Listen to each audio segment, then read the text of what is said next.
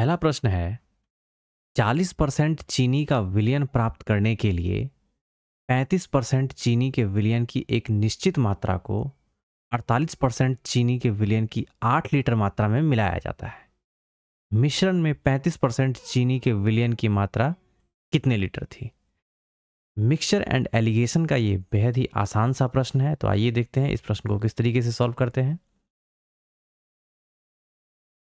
देखिए जो डाटा होता है ना 40%, 35% और 48%, इसको लिखने का तरीका क्या है? 35% और सेंटर में देंगे वो संख्या जो उन दोनों के बीच में आती हो। तो 35%, 40% और ये हो गया 48%, यानी कि 40 क्या है? 48 और 35 के बीच का डाटा है। अब इनका क्या करेंगे? डिफरेंस लेंगे। तो 48 में से 40 गया, ये हो गया 8, और 40 में से 35 गया तो ये बचा 5। अब आप ध्यान देंगे 48% चीनी के विलयन की 8 लीटर मात्रा में मिलाया जाता है, यानी कि 48% का जो वैल्यू दे रखा है, यहाँ पे 5 दे रखा है, यही 5 का वैल्यू क्या दे रखा है? 8 लीटर। ये 5 बराबर हो गया 8। मिश्रण में 35% चीनी के विलयन की मात्रा कितने लीटर थी, यानी कि इसके बारे में पूछा जा रहा है।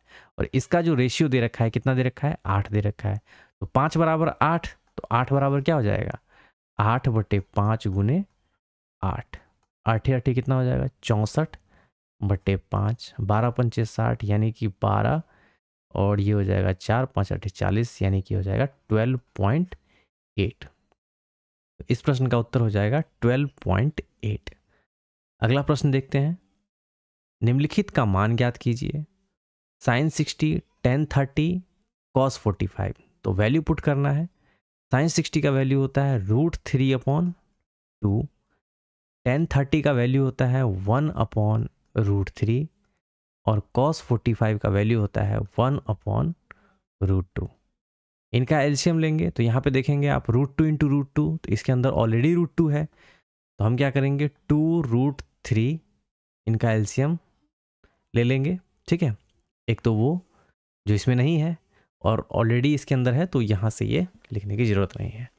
तो 2√3 आ गया, 2 से 2 खत्म, √3 इंटू √3 ये हो जाएगा 3, प्लस √3 खत्म, ये आ गया 2, और ये हो गया √3, √2 तो इसमें है ही, है ना, तो √2 से √2 ये निकल जाएगा, यहाँ पे बचेगा √2 इंटू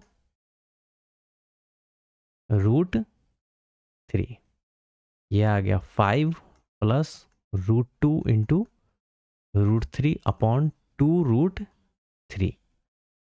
अब आप देखेंगे, आप ध्यान से देखेंगे ऑप्शन को, तो अपॉन में 4 है, 6 है, 6 है, 4 है, तो इसको 6 बनाना आसान होगा। तो देखेंगे किस तरीके से 6 बनाएंगे, तो ऊपर नीचे √3 से इसे मल्टीप्लाई कर देंगे। तो आप देखेंगे एक इसमें 6 है, एक इसमें 6 है, या तो ये आंसर होगा या तो ये आंसर होगा। तो देखिए यहाँ पे √3 और √3 से इसे मल्टीप्लाई कर देते हैं, तो ये आ जाएगा 5√3, अब प्लस √3 बन के 3 देगा, और 3 इंटू क्या आ जाएगा? √2, अपॉन में 2 इंटू √3 3, 3 2 जा 6। तो आप देखेंगे 5√3 प्लस 3√2, 5√3 और 3√2, अपॉन में क्या है? 6। तो ये वाला इस क्वेश्चन का आंसर हो जाएगा। तो इस तरीके से ये प्रश्न सॉल्व हुआ। अगला देखते हैं। अगला प्रश्न है, दो संख्याओं का एलसीएम और उसके एचसीएफ का 28 गुना है, यानी कि एलसीएम बोला जा रहा है, एलसीएम जो है एचसीएफ का क्या है? 28 गुना है। एलसीएम और एचसीएफ के बीच का जो अंतर है कितना है? 405 है। तो देखेंगे आप LCM upon HCF is equal to 28/1, क्योंकि एचसीएफ को इधर ले आया है, इसके नीचे में एक रहता है, तो ये 1 आ गया। इन दोनों का जो डिफरेंस है वो कितना है? 27, और यही 27 बराबर किसके दे रखा है? 405 के। 27 से कम 27, 27 और 13, 27 पंजे 135, यानी कि ये 5 हो गया। तो 1 बराबर किसके आ गया? 15 के। अब यहाँ से आ गया 1 बराबर 15, तो हमें एलसीएम आ गया और एचसीएफ आ गया। एचसीएफ कितना आ गया? 1 का वैल्यू 15, तो ये हो गया 15, और एलसीएम आ गया 28 गुने 15। अब देखिए क्या बोला जा रहा है, यदि संख्याएं इतना के अनुपात में है। आपको पता होना चाहिए HCF जो होता है दोनों संख्या में होता है। संख्या ये P है और ये Q है, तो इन दोनों संख्या में होगा। तो देख लीजिए ये संख्या, एक संख्या दोनों का रेशियो दे रखा है 4:4:7, तो एक संख्या होगी 15 चौके 60 और दूसरी संख्या जो होगी 105, यानी कि एक ये संख्या निकल के आई और एक ये संख्या निकल के आई, और इन दोनों में क्या होगा, HCF होगा, यानी कि 15 होगा। तो ये 15 चौके 60 आ गया और ये 15 सत्ते 105 आ गया। अब बोला जा रहा है दो संख्याओं के बीच धनात्मक अंतर ज्ञात करने के लिए इन दोनों का डिफरेंस कितना होगा। ये आ गया 5 और ये 10 में से 6 गया क्या, तो धनात्मक अंतर कितना निकल के आया 45। तो इस प्रश्न का उत्तर हो जाएगा 45।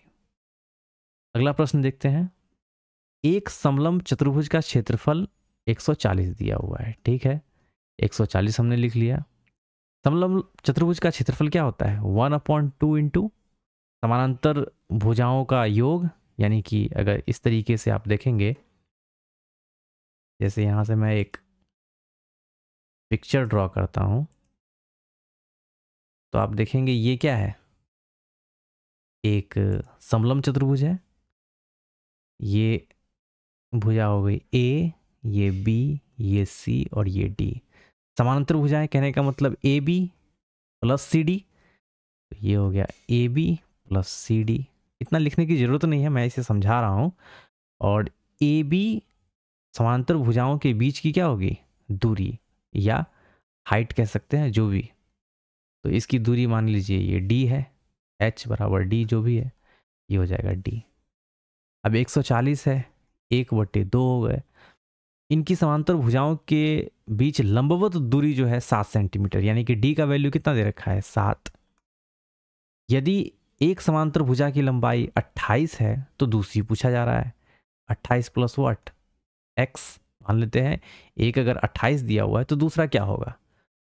अब यहां से कैलकुलेट कर लीजिए, 7 दूनी 14, 20 आ गया, 20 गुने 2 यानी कि आ गया 40, और ये 40 में से 28 घट जाएगा तो बचेगा 10 में से 8 गया, 10 में से 8 गया, ये हो गया 2, ये आ गया 2, 3 में से 2 गया 1, यानी कि एक भुजा 28 सेंटीमीटर है तो दूसरी भुजा कितनी होगी 12 सेंटीमीटर। अगर ये 28 है तो ये कितना होगा 12 सेंटीमीटर का होगा।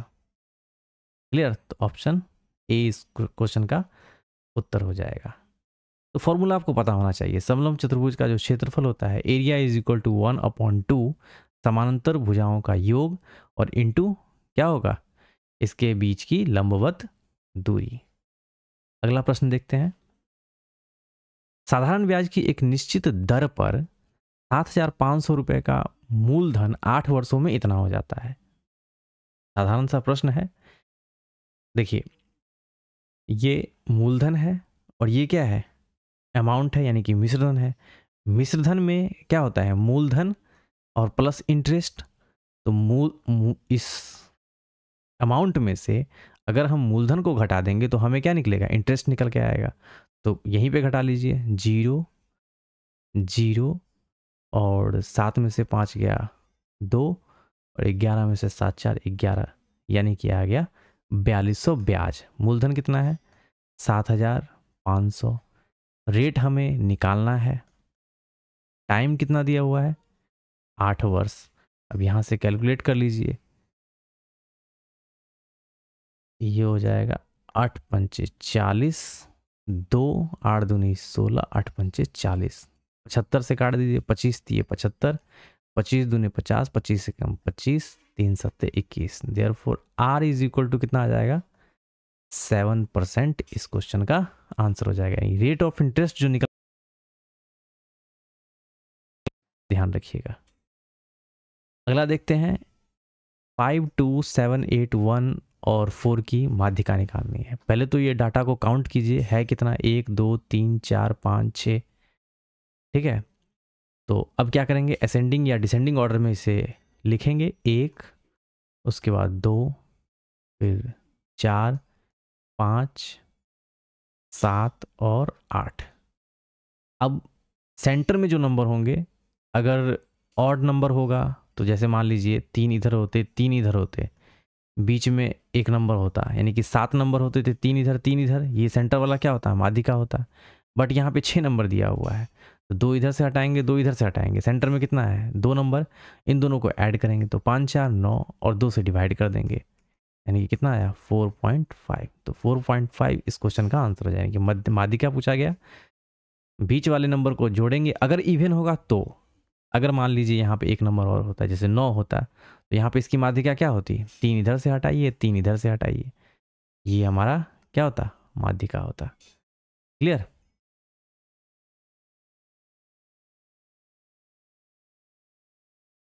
चलिए अगला देखते हैं।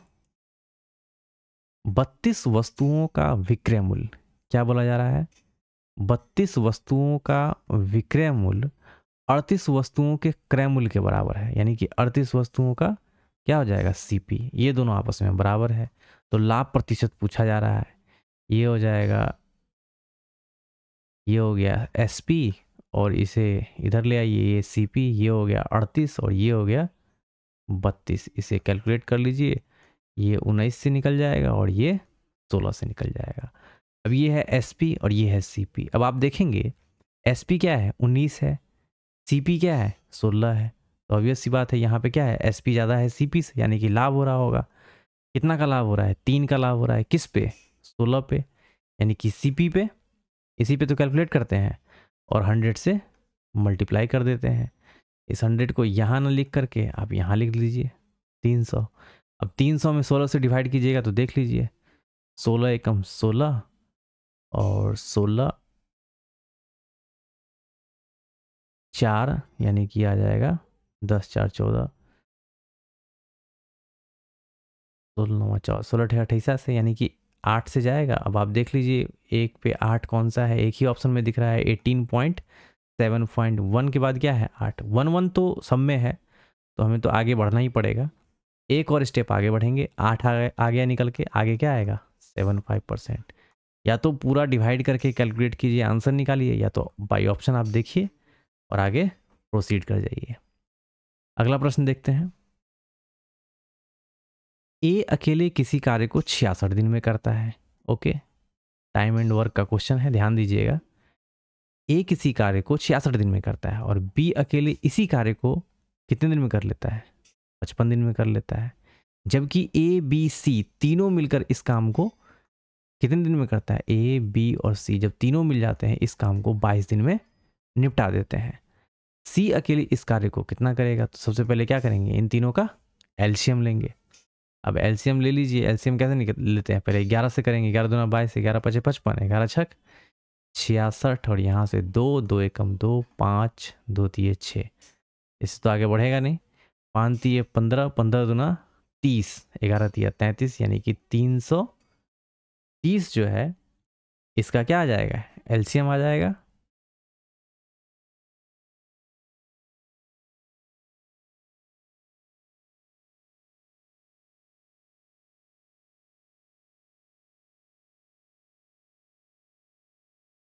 इसका जो एलसीएम निकल के आया है वो कितना निकल के आया है 330। अब एक एक करके सबका एफिशिएंसी निकाल लीजिए, तो 66 और 66 हो जाएगा आपका 66, यानी कि 5 5 से चला जाएगा, 66 पंचे 330 और 55 55 छक, यानी कि 6 से चला जाएगा और 22 एकम 22, 10 11 22 पंचे 110।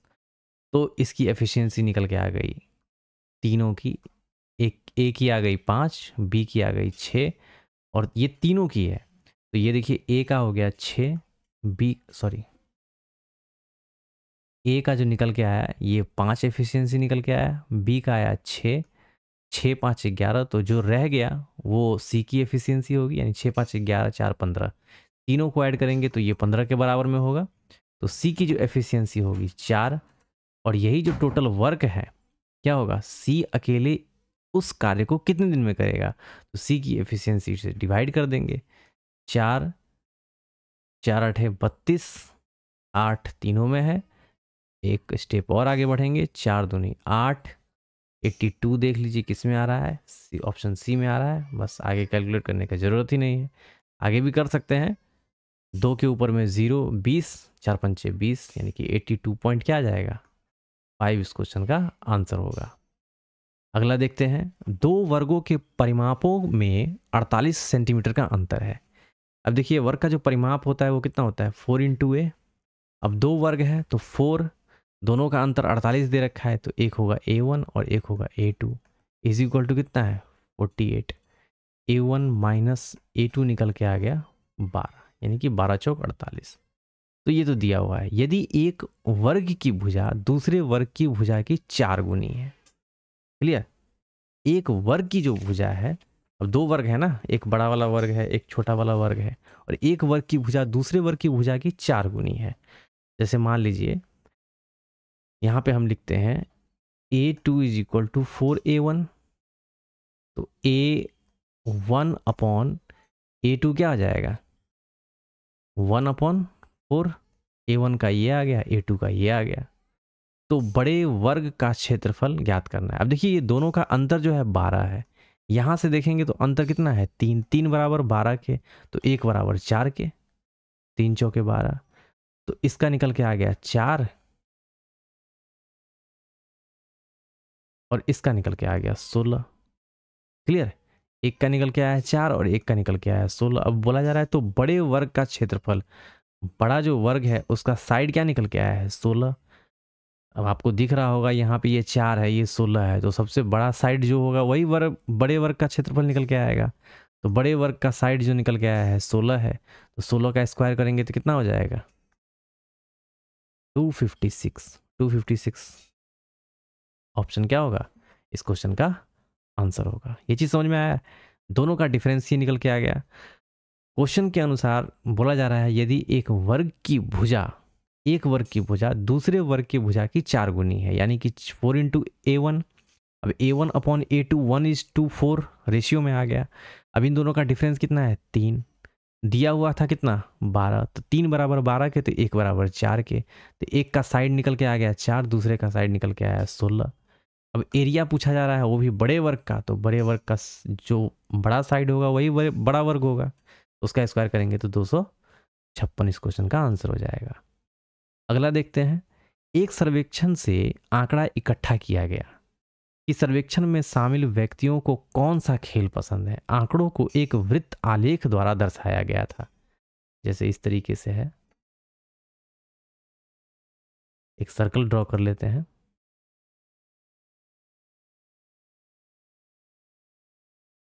इस तरीके से तो आंकड़ों को एक वृत्त आलेख द्वारा दर्शाया गया था, और फुटबॉल पसंद करने वाले व्यक्तियों का प्रतिनिधित्व करने वाले क्षेत्र का केंद्रीय कोण, अच्छा ये DI का क्वेश्चन है, केंद्रीय कोण 54 डिग्री है, तो पूरा जो इसका जो सेंटर में एंगल बनता है वो कितना डिग्री का बनता है 360 डिग्री का बनता है। ये तो आपको पता होना चाहिए। और 360 डिग्री बराबर किसके होता है, परसेंटेज में अगर देखेंगे तो 100% के बराबर में होता है। सर्वेक्षण में शामिल व्यक्तियों में से कितने % लोगों ने फुटबॉल को पसंद किया था। अब यहाँ पर मैं डिग्री में दे रखा है और परसेंटेज में पूछ रहा है, यानी कि 360 का जो वैल्यू होता है वो किसके बराबर होता है 100% के वैल्यू के बराबर होता है। अब यहाँ 54 डिग्री दिया हुआ है, देखिए 360 डिग्री बराबर 100%, तो 54 डिग्री बराबर 100 अपॉन 360 गुने 54। अब इसे कैलकुलेट कर लीजिए, 18 दूनी 36, 18 दिए 54, 2 पंजे 10, 5 दिए क्या हो जाएगा 15%, यानी कि परसेंटेज में फुटबॉल पसंद करने वालों का जो प्रतिशत होगा वो कितना होगा 15%। साधारण सा प्रश्न था। आगे देखते हैं, ए का 50%, ए का 15%, देखिए ए का 15% है ना, रेशियो में दे रखा है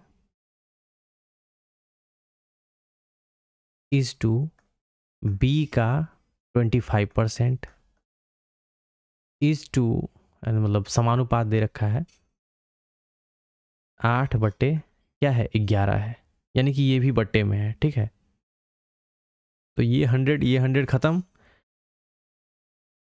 ए बटे क्या हो जाएगा बी इंटू 25/15, क्योंकि जो चीज़ नीचे है वो ऊपर चला जाएगा, जो ऊपर है वो नीचे चला आएगा। और ये समानुपात में दे रखा है तो ये 8/11 के बराबर में है। अब ये 15 इधर चला जाएगा, यहाँ से ये 15 इधर आ जाएगा और ये 25 इधर आ जाएगा। और A/B का वैल्यू ही पूछा जा रहा है तो कैलकुलेट कर लीजिए।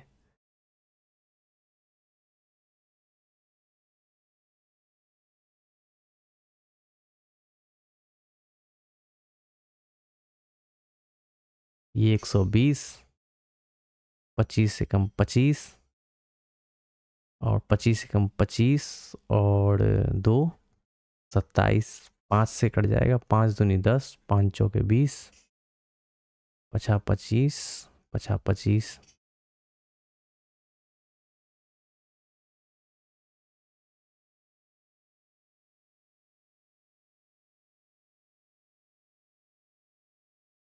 एक सेकेंड। ए का 15% इज टू बी के 25% और समानुपात हो जाएगा 8/11।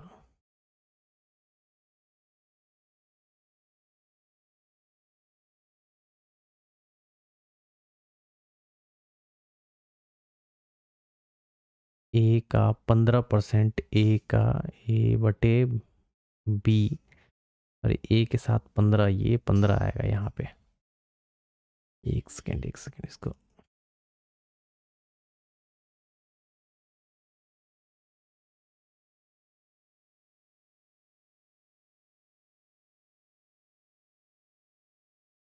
तो यहाँ जो हो जाएगा ये हो जाएगा ए का 15A और बटे हो जाएगा ये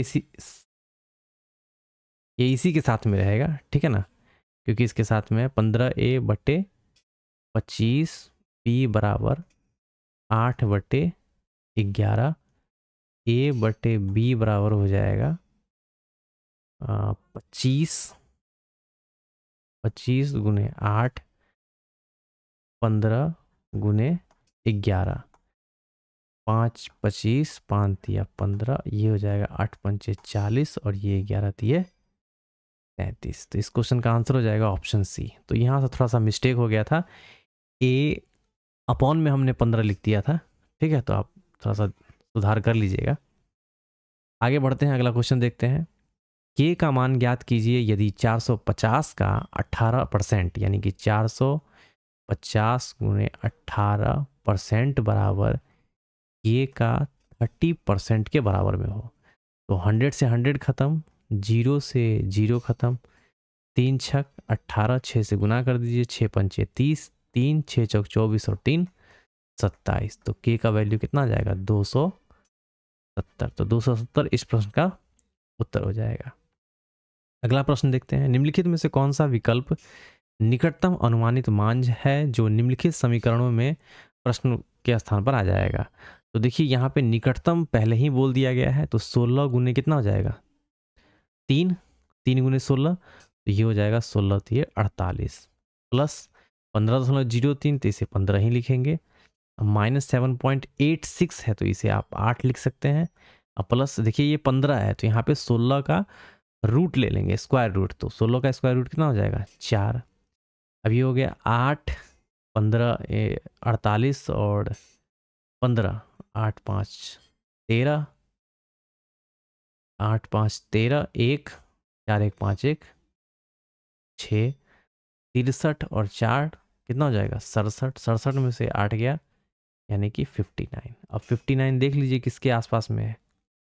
59 देखिए 47 ज़्यादा दूर है, 121 तो बहुत दूर है, 98 भी दूर है, 59 के आसपास में 61 ही एक दिख रहा है, यानी कि दो ही है 60 और 61। तो ये ज़्यादा नज़दीक है, निकटतम पूछा जा रहा है, तो ये इस क्वेश्चन का आंसर क्या हो जाएगा 61। यानी इसको इस तरीके से लिख सकते हैं 59 इज इक्वल टू व्हाट 61। अगला प्रश्न देखते हैं। निम्नलिखित में से कौन सा भिन्न सबसे बड़ा है। या तो एक दूसरे से डिवाइड कीजिए और डिवाइड करके तब डेसिमल में आंसर निकाल के तब कैलकुलेट कीजिए, अदरवाइज आप एक इस मेथड को भी फॉलो कर सकते हैं। 22/25, 37 40, 8 9, 17 20, इसको क्रॉस मल्टीप्लाई कीजिए, इसको क्रॉस मल्टीप्लाई कीजिए, और क्या पूछ रहा है? सबसे बड़ा भिन्न। तो आप देखेंगे 4 दूनी 8, यहाँ से कैलकुलेट कीजिए तो ये आ जाएगा 4 दूनी 8, 4 दूनी 8, 880। इसको ऐसे मल्टीप्लाई किया तो 25 छक्का 150, 25 सत्ते 175, तो ये 5 आ जाएगा, है ना। और 25 दिया 75, 75 10 85, 85 और 5 90 और 2 92, यानी कि ये देख रहे हैं आप 880 आ रहा है, ये 925 आ रहा है, तो ये नहीं होगा। सबसे बड़ा भिन्न पूछा जा रहा है तो ये होगा। क्लियर। अब इसको इससे कैलकुलेट कीजिए, 8 चौक 32, 320, तो ये आ रहा है। अब यहाँ पे देखेंगे आप तो 9 सते कितना आ रहा है? 63 3 6 9 तिये 27 3 30 3 33, तो ये 333 आ रहा है। 9 सते 63 3 6 9 तिये 27 3 30 3 33, तो ये छोटी वैल्यू आ गई, तो ये नहीं होगा। अब इसको देखिए, 37 दूना 7 दूनी 14 1 3 दूना 6 1, 37 दूना 74, तो ये 740 आ गया। ये तो होगा नहीं। अब ये 17 चौका 68, ये हो गया, तो ये 680 है, 740 है, तो ये नहीं होगा। तो एक ही बच रहा है, कौन सा? 37/40। तो सबसे बड़ा भिन्न पूछा गया है, तो 37/40 क्या हो जाएगा? इस क्वेश्चन का आंसर हो जाएगा। तो देखिए, डाटा जो होते हैं, कुछ ही डाटा ही होते हैं जो थोड़े से कैलकुलेटिव होते हैं, अदरवाइज दूसरे डाटा जो होते हैं वो थोड़े से इजी होते हैं। अब अच्छा होगा डेसिमल में निकाल करके फिर एक दूसरे से कंपेयर करें, उससे अच्छा होगा।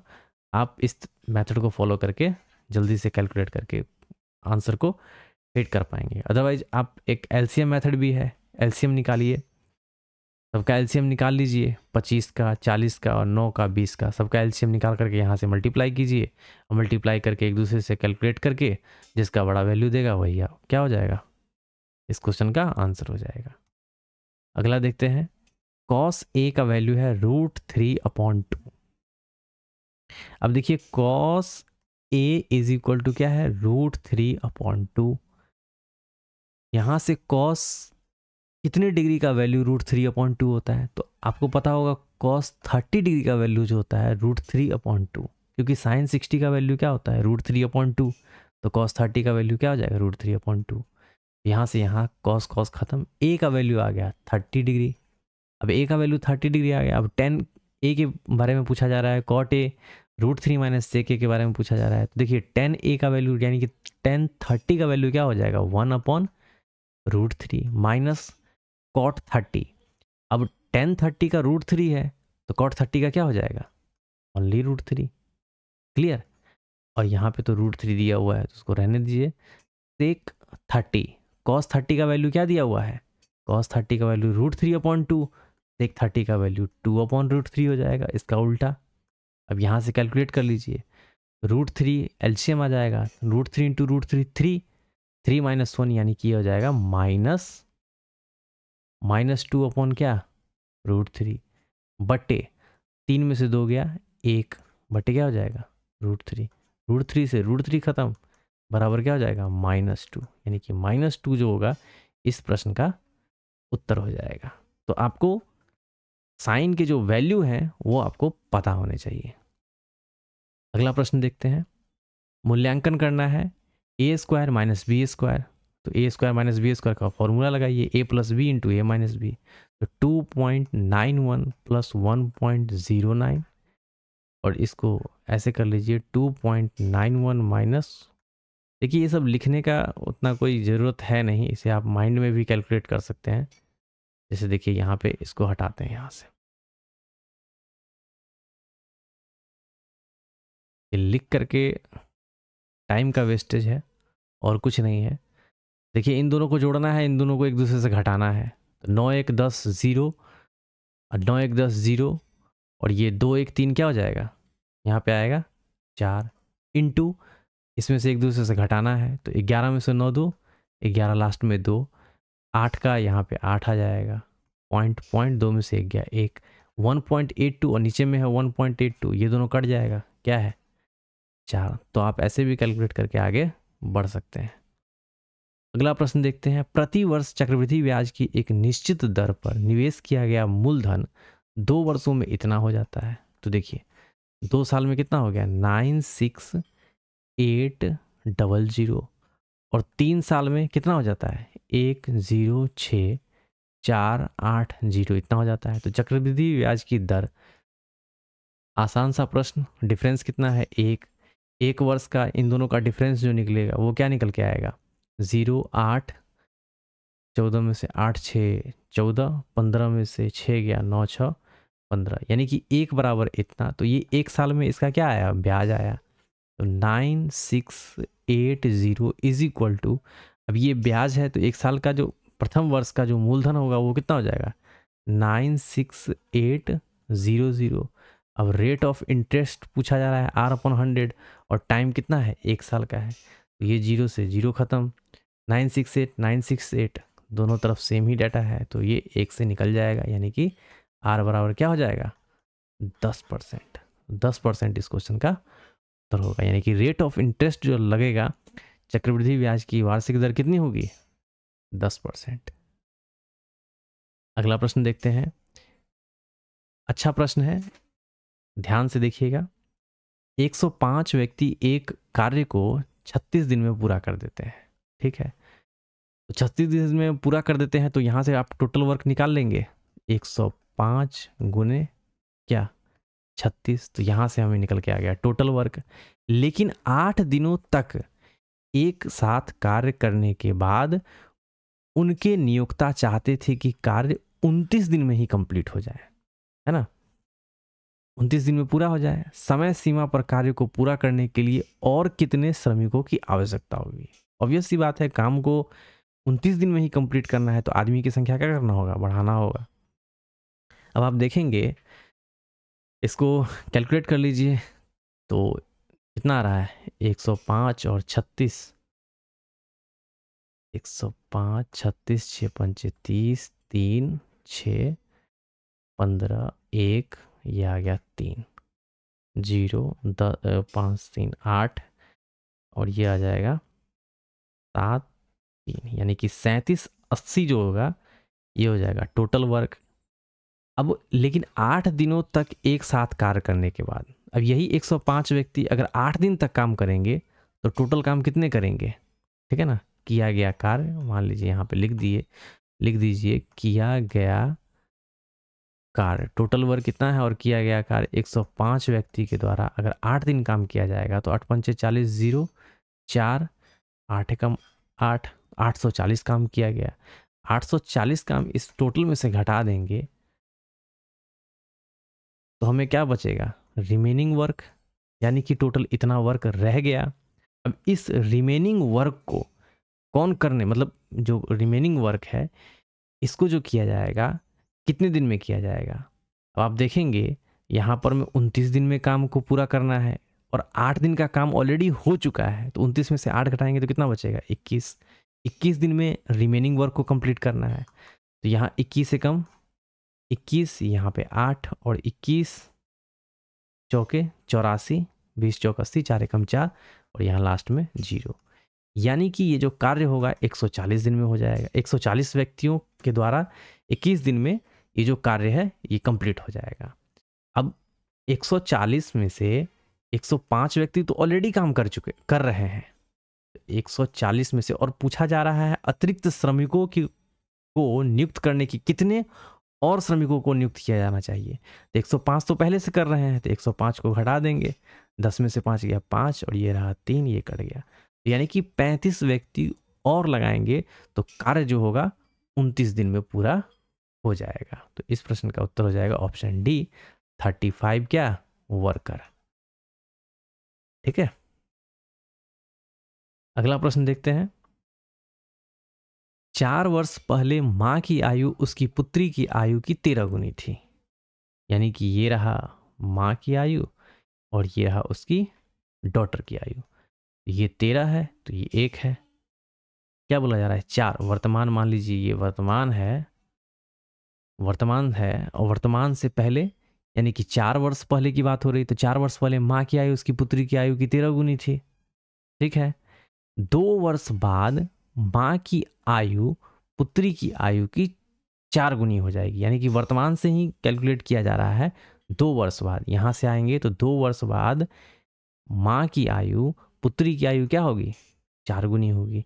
अब यहाँ देखेंगे तो इसका डिफरेंस कितना है, 12 का डिफरेंस है, और इसका डिफरेंस देखेंगे तो कितना है, 3 का डिफरेंस है। तो इन दोनों को बराबर कर ले, तो ये 3 बराबर किसके है, 12 के है। 3 चौके 1 बराबर 4, 1 बराबर 4 क्या आ गया, तो ये हो गया 4 चौके 16 और ये हो गया 4।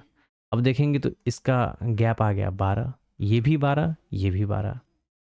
अब इन दोनों के बीच का गैप देखिए, तो यहाँ से ये है 4 साल और यहाँ से ये 2 साल आगे की बात हो रही है। ठीक है, यहाँ पे एक सेंटर लाइन ड्रॉ कर देते हैं।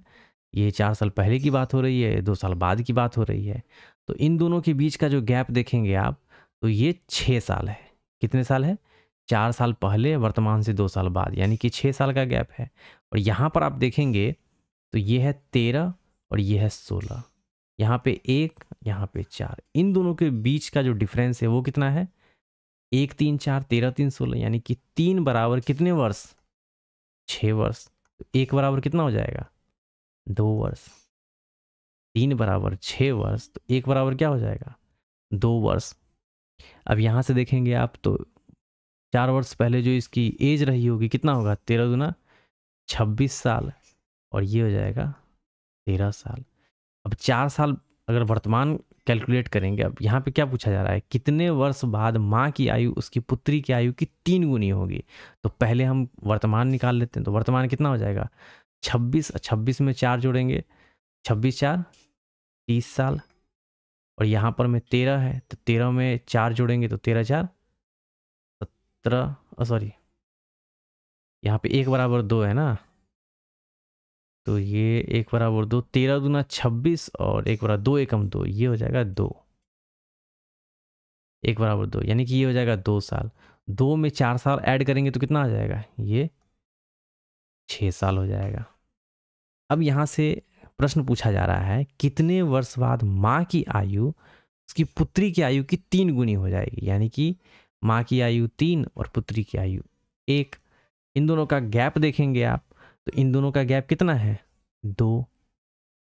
यहाँ से देखेंगे आप, इन दोनों का गैप कितना है, 30 में से 6 गया 24, यानी कि 2 बराबर किसके है, 24 के। तो 1 बराबर 12 के। यहाँ तो समझ में आ रहा है ना। देखिए वर्तमान में इन दोनों का जो डिफरेंस है वो कितना है, 24। और यहाँ पे आप देखेंगे कितने वर्ष बाद माँ की आयु पुत्री की आयु की 3। आज अगर जो डिफरेंस है माँ और बेटी के बीच में, आने वाले जितने भी ईयर होंगे उसमें भी क्या होगा, दोनों के बीच का गैप क्या होगा, बराबर ही होगा। तो 2 बराबर यहाँ पे 24, तो 1 बराबर 12। अब यहाँ पे 1 बराबर 12 और 12 दिया, ये कितना होगा, 36। अब ये हो गया वर्तमान में 30 साल, और ये हो गया 3 गुना बेटी के आयु के 3 गुना, है ना। यहाँ पे कितने वर्ष बाद माँ की आयु की 3 गुनी, यानी कि ये 36 साल की है। तो कितने साल पूछा जा रहा है, कितने वर्ष बाद माँ की आयु उसकी पुत्री की आयु की 3 गुनी होगी, तो 30 प्लस 6, यानी कि यहाँ से यहाँ तक कितना साल लग रहा है, 6 साल, यानी कि 6 साल बाद माँ की आयु उसकी पुत्री की आयु की 3 गुनी होगी। आप देख रहे हैं 12 तिया 36, इसका 3 गुना है। तो इस तरीके से इस प्रश्न को सॉल्व करते हैं। तो थोड़ा सा यहाँ पे दिमाग लगाना है और कैलकुलेशन करना है। ये देखिए, ये वर्तमान का डेटा है, ये सेंटर लाइन, और यहाँ से 4 साल पहले और इसके बाद 2 साल बाद का बात किया जा रहा है। यहाँ तक का डाटा दिया जा रहा है, यहाँ से कैलकुलेट करेंगे और यहाँ से हम 4 साल पहले का एज निकाल लेंगे। 4 साल ऐड करेंगे, 26 साल में 4 साल ऐड करेंगे, 30 साल। अब यहाँ बोला जा रहा है जो कितने वर्ष बाद माँ की आयु पुत्री की आयु की 3 गुनी होगी, तो यहाँ 3:1 का रेशियो आ रहा है। डिफरेंस कितना का आ रहा है, 2 का। और यहाँ पे जो डिफरेंस निकल के आया है वो कितना का निकल के आया है, 24 का। तो 1 बराबर 12, 12 एकम 12, 12 तिया 36, 30 से 36 कितना साल, 6 साल। तो 6 साल बाद जो होगा इसका आंसर होगा। अगला प्रश्न देखते हैं। एक 7 सेंटीमीटर लंबे बेलनाकार धातु के पाइप के एक बेलनाकार धातु का पाइप ले लेते हैं।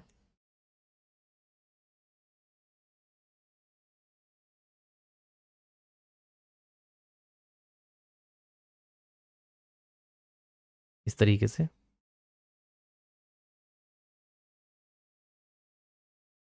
एक 7 सेंटीमीटर लंबे बेलनाकार धातु के पाइप के बाह्य और आंतरिक वक्र पृष्ठ क्षेत्रफल के बीच का अंतर इतना है।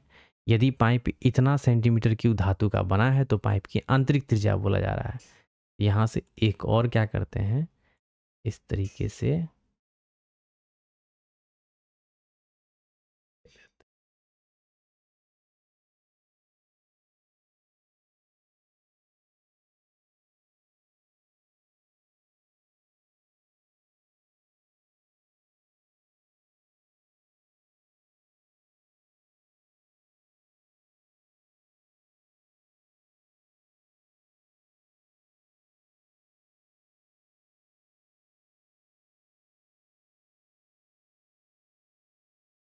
तो ये इस तरीके से बेलनाकार धातु का पाइप है। इसकी देखिए यहाँ से ये हो गया बाह्य त्रिज्या और ये इसका हो गया यहाँ से यहाँ तक का आंतरिक त्रिज्या, और इन दोनों का डिफरेंस जो दे रखा है ना वक्र पृष्ठ क्षेत्रफल का, वो 110 है। वक्र पृष्ठ क्षेत्रफल होता क्या है, तो वक्र पृष्ठ क्षेत्रफल होता है 2 पाई आर, है ना। और यहाँ से आप देखेंगे 2 पाई दोनों में कॉमन होगा, तो R square minus R square, और ये किसके बराबर में, 110 के बराबर में है। 2 पाई आर एच होगा यहाँ पे, क्योंकि हाइट भी है, तो ये हो जाएगी 2 pi R square minus R square into H is equal to इतना का वैल्यू दे रखा है। और हाइट कितनी, इसकी जो लंबाई है 7 सेंटीमीटर है, तो 2 गुने 22/7 into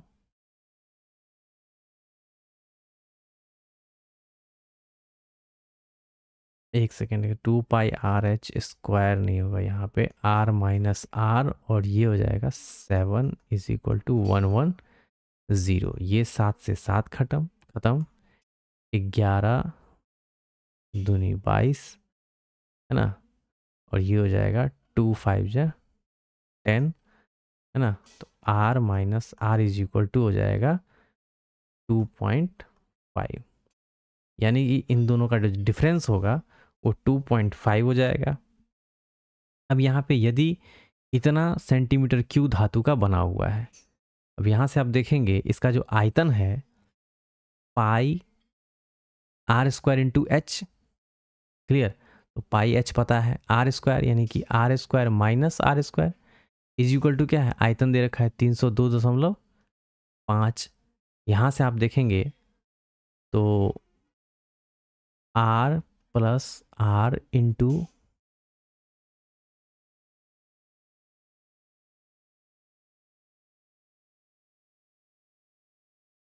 R plus R into are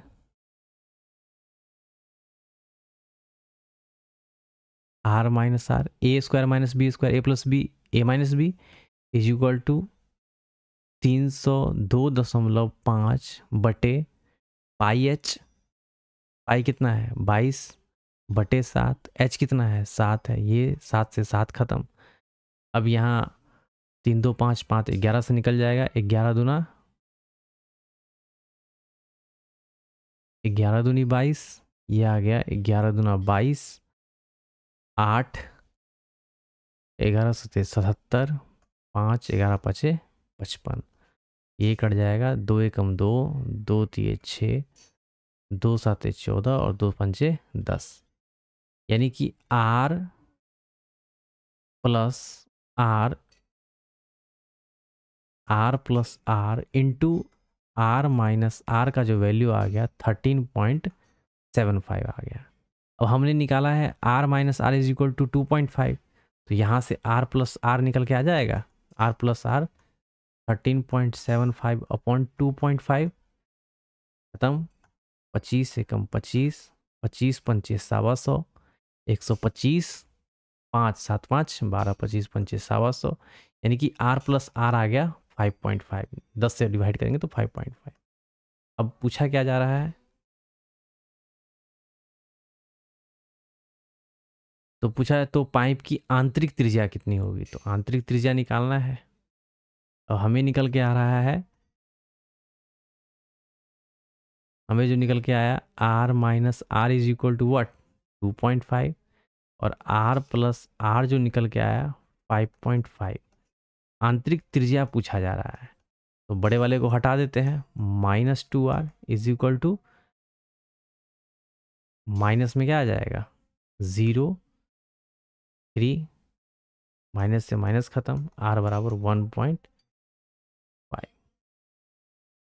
तो आंतरिक त्रिज्या जो निकल के आएगा वो क्या आएगा 1.5 सेंटीमीटर मीटर जो भी है।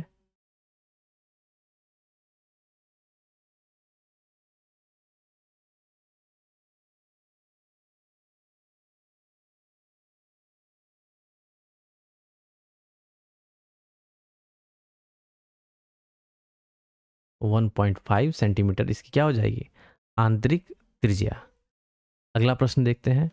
एक गोले की त्रिज्या ज्ञात करना है जिसका पृष्ठीय क्षेत्रफल क्या है, इतना है। गोले का जो पृष्ठीय क्षेत्रफल होता है वो क्या होता है, आपको पता होना चाहिए। गोले का जो पृष्ठीय क्षेत्रफल होता है वो होता है 4 पाई आर स्क्वायर, और इसका वैल्यू दे रखा है 900 पाई।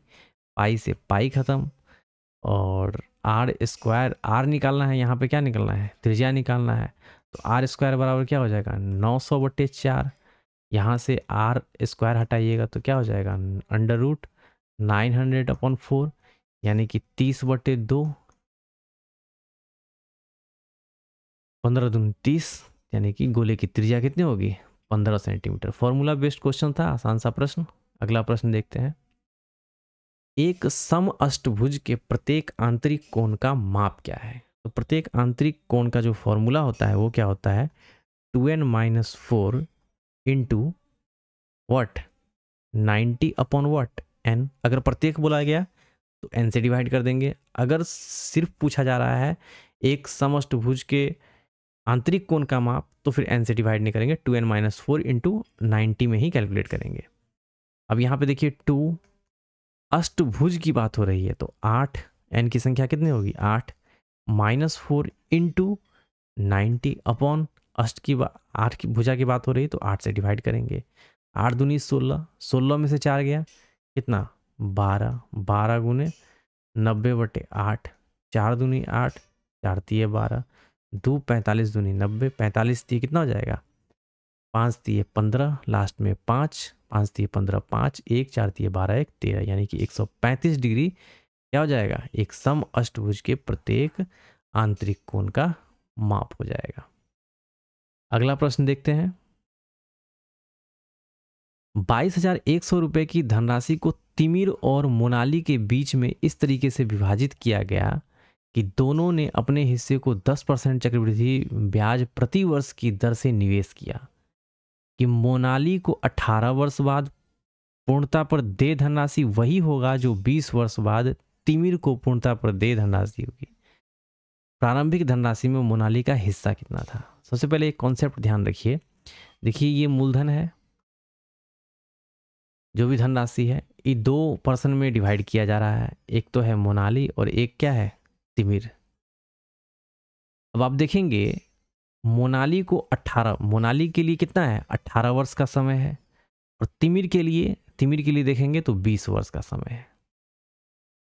तो जिसमें ज़्यादा समय लग रहा होगा उसको धनराशि क्या होगा कम मिलेगा, और जिसका समय ज़्यादा लग रहा होगा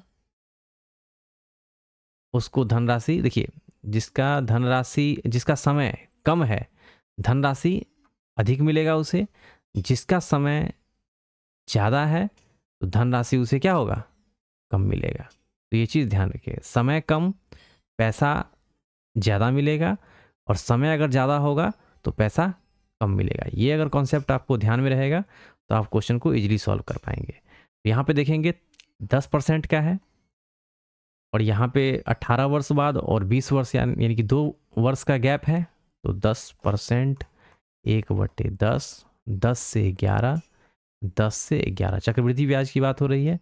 10 दाएँ की 100, 11 है 121।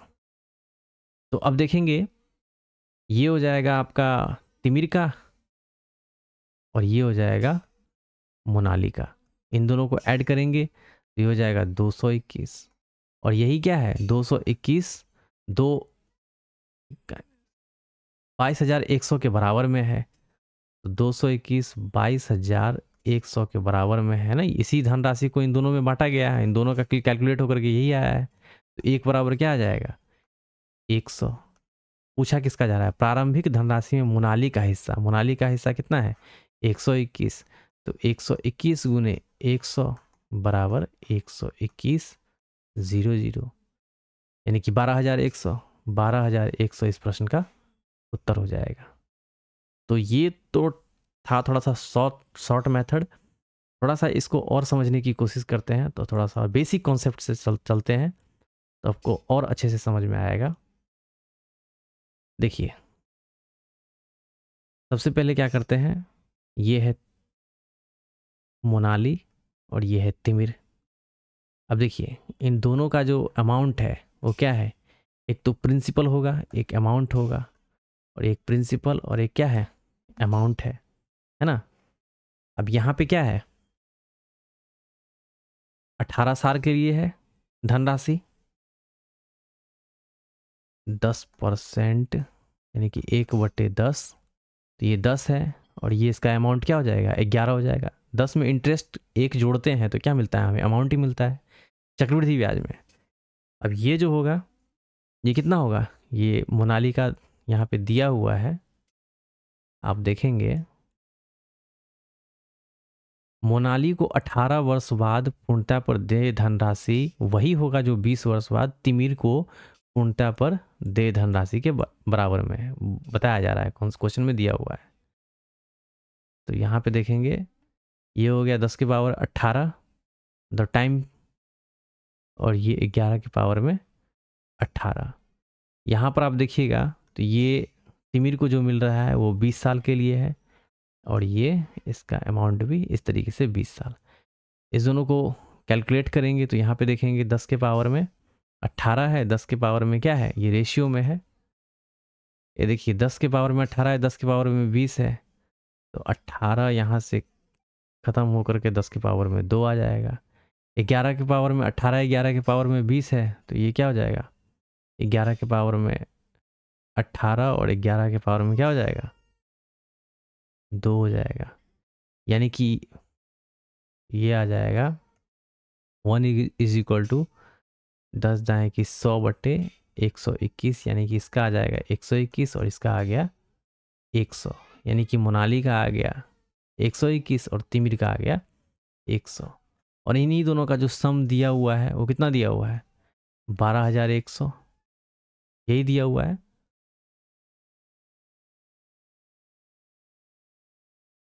बारह हजार एक सौ है कि 22,100 है,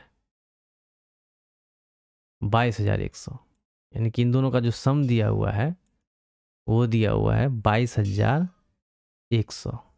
22,100 इन दोनों को ऐड कीजिएगा तो कितना हो जाएगा 221। अब 221 221 1 बराबर 100।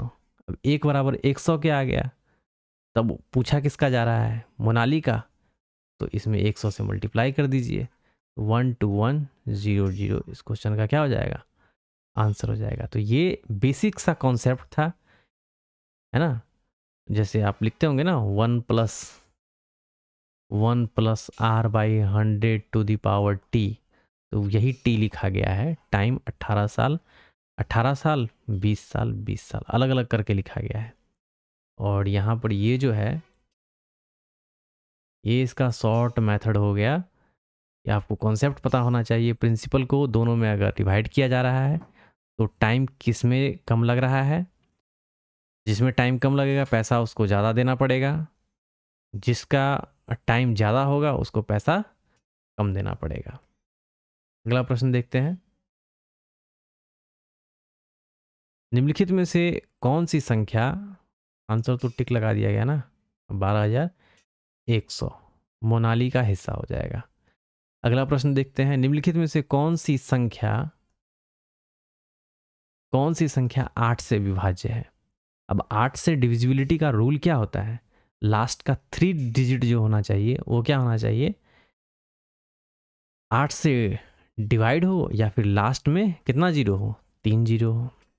तो यहाँ पे देखेंगे 8 त्रिक 24 8 चौक 32, यहाँ पे देखिए 8 त्रिक 24 6 1 7 8 9 72 तो ये तो नहीं होगा। 8 त्रिक 24, 6 1 7, 8 9 72, यानी कि ये हो सकता है। 8 त्रिक 24, 6 1 7, ये नहीं होगा। 8 त्रिक 24, 6 1 7 74, ये भी नहीं होगा। तो ऑप्शन बी जो होगा इस क्वेश्चन का आंसर होगा। अगला प्रश्न देखते हैं, 25 नंबर प्रश्न। अच्छा प्रश्न है। रोहन के पास इतना इतना इतना की विमाओं वाला एक घनाभकार बॉक्स था। एक घनाभकार बॉक्स ले लेते हैं। देखिए इस तरीके का बॉक्स है।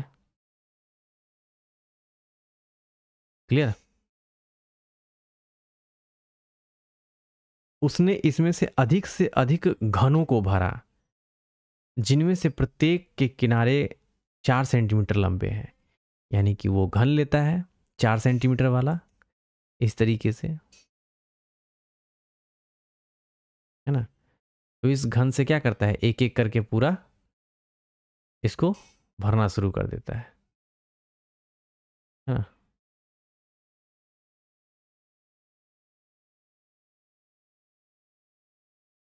यहाँ से लिया, एक लगाया, फिर इसी तरीके से आगे कंटिन्यू करके पूरे घन से इसको भर देता है। अब आइए देखते हैं आगे क्या बोला जाता है। बॉक्स में अभी भी कितना स्थान शेष बचेगा। अब देखिए यहाँ पे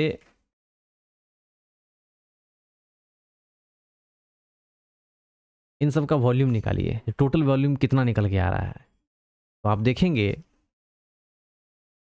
इसका जो वॉल्यूम है LBH 36 गुने 25 गुने 20, सबको कैलकुलेट करेंगे तो 25 दूना 50, 5 से मल्टीप्लाई करेंगे, 6 पंचे 30, 3 5 15, 3 18, यानी कि इसका जो वॉल्यूम निकल के आया, कितना निकल के आया, 25 दूना 50 का 1 जीरो और 6 पंचे 30 जीरो,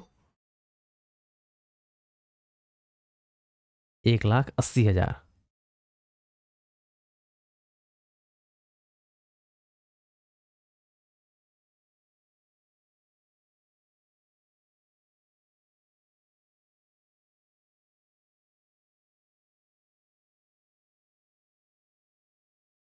यही आ रहा है ना।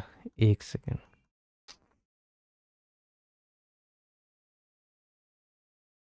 36 गुने 25 गुने 20, तो 25 दूना कितना आ गया, 50, डबल जीरो और 6 पंचे 30, 3 5 15, 3 18, इस पे क्या आ जाएगा,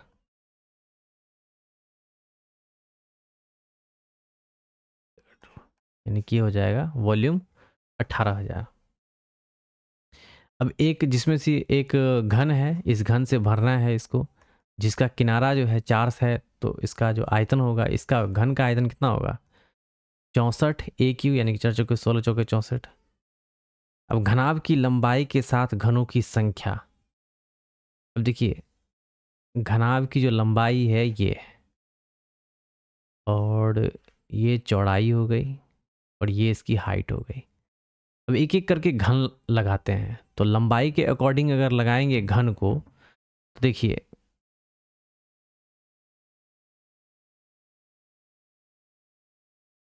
घनाभ की लंबाई कितनी है, 36 है। लंबाई के अकॉर्डिंग अगर हर एक घन को लगाते हैं, एक एक घन को लगाते हैं 4 सेंटीमीटर वाले, तो ये 9 चौक 36, यानी कि इस तरीके का 1 2 3 4 5 6 7 8 9, 9 घन जो है, 9 घन जो है लंबाई के अकॉर्डिंग यहाँ पर में पूरा का पूरा फिल हो जाएगा। अब चौड़ाई के अकॉर्डिंग लगाते हैं, तो यहाँ पे ये है 25 और 4 सेंटीमीटर वाला घन है, तो ये पूरा पूरा आप देख रहे हैं नहीं कैलकुलेट हो रहा है, यानी कि 4 छक 24, यानी कि 6 से जा रहा है, बट यहाँ रिमाइंडर क्या आ रहा है, 1 आ रहा है, यानी कि यही क्या होगा, एक गैप क्रिएट करेगा। ठीक है, तो यहाँ पे चौड़ाई के अकॉर्डिंग अगर घन लगाएंगे तो कितने घन टोटल लगेंगे, 6 घन लगेंगे। क्लियर, तो ये समझ में आ गया। और LBH हाइट के अकॉर्डिंग लगाएंगे तो यहाँ पे देखेंगे हाइट कितना है, 20 सेंटीमीटर का है, और 4 सेंटीमीटर वाला घन है, तो 4 पंचे 20, यानी कि हाइट के अकॉर्डिंग लगाएंगे तो 1 2 3 4 5, 5 घन डालना होगा इस तरीके से। तो बॉक्स में अभी भी कितना बचा, अब देखिए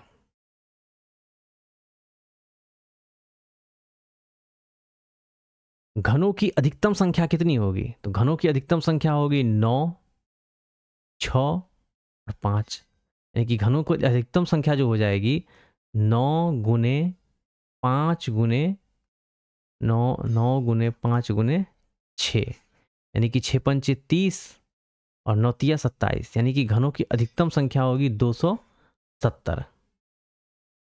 अब घनों की अधिकतम संख्या हो गई 270। अब टोटल जो वॉल्यूम निकला है वो कितना निकला है हमारा, इसका एक घन का वॉल्यूम है 64। टोटल घन कितना मिला है हमें 270। 270 में कैलकुलेट करें, दोनों को मल्टीप्लाई करेंगे 64 से, तो सच्चों के 28, ये आ गया 2, सच्चों के 28 2 4 दूनी 8, ये हो गया 10, सच्चक 42 2 4 और 6 दूनी 12 4 16, 8 2 7 1, यानी कि 17,280 जो होगा क्यूबिक सेंटीमीटर जो होगा ये घन का वॉल्यूम होगा। और टोटल हमारा वॉल्यूम कितना है 18,000। 18,000 में से 17,280 अगर घटा देंगे तो क्या होगा, अभी भी कितना है, अभी भी कितना स्थान शेष बचेगा, यानी कि 10 0 0 हो जाएगा, 10 में से 8 0, ये भी 0, 10 में से 8 गया, ये हो जाएगा 2, और ये हो जाएगा 9, 9 में से 2 गया 7 2 9, ये 7 7 खत्म, 7 7 खत्म, यानी कि 720 जो है क्यूबिक सेंटीमीटर स्थान अभी भी क्या होगा, बच जाएगा। फिर से समझिए, देखिए एक घन है, घन की जो लंबाई दी हुई है, चौड़ाई दी हुई है और ऊंचाई दी हुई है, उसमें 4 सेंटीमीटर, एक घनाभ है, ये घनाभ का लंबाई है, चौड़ाई है, ऊंचाई दिया हुआ है। 4 सेंटीमीटर वाले जो घन है उसमें फिल किए जाते हैं, और फिल करने के बाद अभी भी कुछ स्थान शेष बचेगा, और वो जो शेष स्थान बचेगा वो कितना बचेगा वो कैलकुलेट करना है। तो हमने सबसे पहले इसका वॉल्यूम निकाला, 18,000 आया। अब क्या करेंगे, लंबाई के अकॉर्डिंग उसमें कितने घन भरे जाएंगे वो हमने निकाल लिया। चौड़ाई के अकॉर्डिंग, अब देखिए यहाँ पे 25 है, 4 से कैलकुलेट करेंगे तो 6 चौके 24, पूरा पूरा नहीं कट रहा है, अगर पूरा पूरा कट जाता तो कोई गैप ही नहीं बचता। तो गैप क्यों बच रहा है, क्योंकि 6 से ये कट रहा है और एक यहाँ पे रिमाइंडर आ रहा है, और वही एक रिमाइंडर जो है क्या है, गैप क्रिएट कर रहा है। तो ये 6 आ गया और ये आ गया 5, हाइट के अकॉर्डिंग 5 घन भरा जाएगा। तो यहाँ से पूरा का पूरा घन भरा गया, यहाँ से यहाँ भरा गया, है ना, पूरा ये लेयर भर गया, लेकिन एक लेयर यहाँ पे पतला सा लेयर जो है वो गैप रह गया, है ना। तो यहाँ पे अब आप देखेंगे लंबाई के अकॉर्डिंग 9, चौड़ाई के अकॉर्डिंग 6 और हाइट के अकॉर्डिंग 5। तो घनों की जो मैक्सिमम नंबरिंग होगी वो कितनी होगी, तो 9 गुने 6 गुने 5, तीनों तरफ से मल्टीप्लाई करेंगे तो क्या हो जाएगा, नंबर ऑफ हमें क्यूब मिलेंगे। तो टोटल हमें 270 क्यूब मिल गए। एक क्यूब का जो वॉल्यूम है वो कितना है, 64 सेंटीमीटर है, सेंटीमीटर क्यूब। तो 270 क्यूब का वैल्यू हमें निकल के आ गया 17,280। टोटल वॉल्यूम है 18,000 cube centimetre cube. 17,280 centimetre cube हम क्या करेंगे, माइनस करेंगे तो 720 सेंटीमीटर क्यूब जो होगा वही क्या होगा, गैप होगा, यानी कि स्थान शेष बचेगा। अगला प्रश्न देखते हैं। दो बेलनों के आयतन बराबर हैं, ठीक है, दो बेलन के आयतन बराबर हैं, लेकिन दूसरे बेलन के आधार की त्रिज्या पहले बेलन के आधार की त्रिज्या से 20% कम है। यानी कि 20% कहने का मतलब 1/5, यानी कि एक अगर 5 है दूसरे का कितना होगा, 4 होगा। क्लियर। तो पहले बेलन की ऊंचाई की तुलना में दूसरे बेलन की ऊंचाई कितनी अधिक है। तो इसका जो आयतन होता है क्या होता है, पाई r² × h, यही होता है ना। अब यहाँ पर मैं पाई से पाई ख़त्म हो जाएगा, एच से एच ख़त्म हो जाएगा, मतलब एच का तो वैल्यू ही निकालना है। तो देखिए यहाँ से आर स्क्वायर है तो 25 H1, ये H1 मान लेते हैं, ये पाई आर स्क्वायर R1 स्क्वायर कर लीजिए, ये R2 स्क्वायर हो जाएगा, R2 स्क्वायर ये हो जाएगा H2। तो R1 का वैल्यू 5, तो 5 पचे 25 H1, और ये हो जाएगा 4 चौके 16, पाई से पाई ख़त्म, 16 H2, 25/16 बराबर H2/H1, दोनों का हाइट का रेशियो आ गया। अब पहले बेलन की ऊंचाई की तुलना में दूसरे बेलन की ऊंचाई कितनी अधिक है, यानी कि ये 16 से 25 कितना अधिक है, 9 अधिक है। किससे? 16 से। 100 से मल्टीप्लाई कर दीजिए तो ये आ जाएगा 900, इसको यहाँ से हटा दीजिए, है ना, यहाँ पे 900 लिखिए, 16 से डिवाइड कीजिए, 16 पंचे 80, 5 5 5 सब में आ रहा है 80, यहाँ पे 10, 16 पंचे 80, 16 छक 96, यानी कि 6, ये नहीं होगा, ये नहीं होगा, या तो ये होगा या तो ये होगा, 4 0, 16 दूना 32, है ना, 16 दूना 32, तो यानी कि 7 है, 2 है, तो ये नहीं होगा। आंसर क्या हो जाएगा? ये आ जाएगा 16 दूना 32, 8 0, 16 पंचे 80, यानी कि 56.25% जो होगा एक की हाइट दूसरे से अधिक होगी। अगला क्वेश्चन देखते हैं। एक बल्लेबाज ने अपनी 12वीं पारी में 84 रन बनाए, जिससे प्रति पारी उसके औसत स्कोर में 4 रन की इंक्रीमेंट होती है, वृद्धि होती है। 12वीं पारी के बाद बल्लेबाज का प्रति पारी औसत स्कोर कितना होगा? तो देखेंगे 11 पारियों में बल्लेबाज का जो एवरेज स्कोर है, मान लेते हैं वो कितना है, n है ना। एवरेज स्कोर जो होगा वो कितना होगा, n होगा। तो टोटल स्कोर कितना हो जाएगा, 11n। क्लियर? 11 पारियों में बल्लेबाज का औसत स्कोर कितना है, n है। अगर टोटल स्कोर कैलकुलेट करेंगे तो 11n। अब 12वीं पारी कहता है 12वीं पारी में 84 रन बनाए, तो 12वीं पारी में कितना रन बनाया होगा? पहले तो टोटल जो स्कोर 11 पारी तक का होगा वो 11n, अब प्लस 12वीं पारी में 84 रन बनाया है, तो ये दोनों जोड़ लेंगे तो क्या आ जाएगी, 12वीं पारी तक का हमें क्या मिलेगा, स्कोर मिलेगा।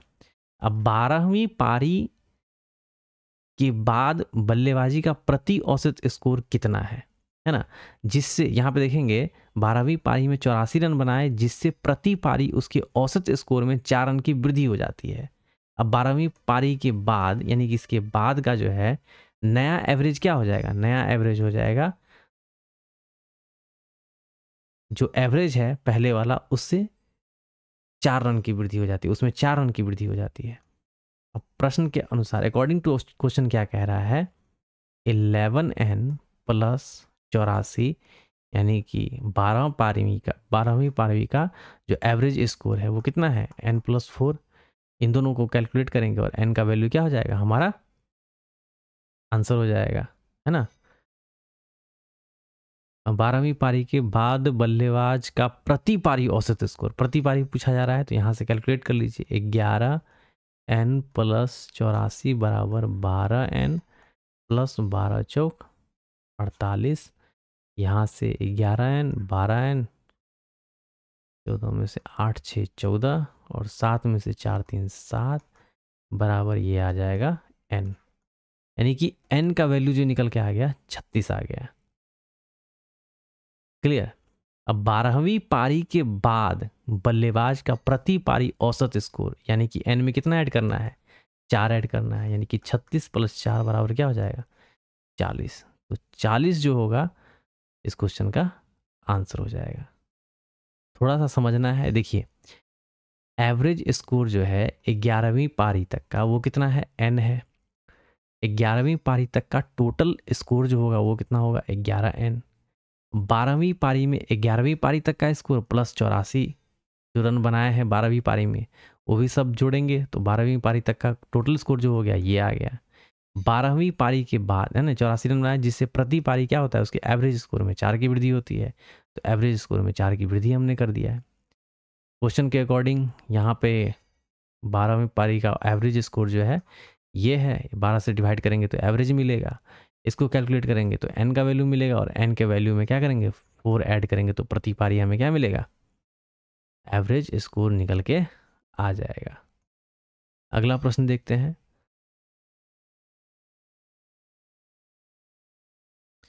आइए देखते हैं इसको कैसे सॉल्व करते हैं। इसके क्यूब रूट 6 है, क्यूब रूट 4 है ना, क्यूब रूट 3 है ना, और ये स्क्वायर रूट है। तो इसका स्क्वायर रूट निकालिएगा तो ये देखिए 4 चौके 16 और 6 6 1 36, लास्ट में यूनिट डिजिट पे या तो 4 आएगा या तो क्या आएगा 6 आएगा। क्लियर। अब या तो 4 आएगा या तो 6 आएगा। अब यहाँ से देखिए 6 6 1 36 और 6 6 1 36, 6 के स्क्वायर और 7 7 49, 6 6 1 36 और 7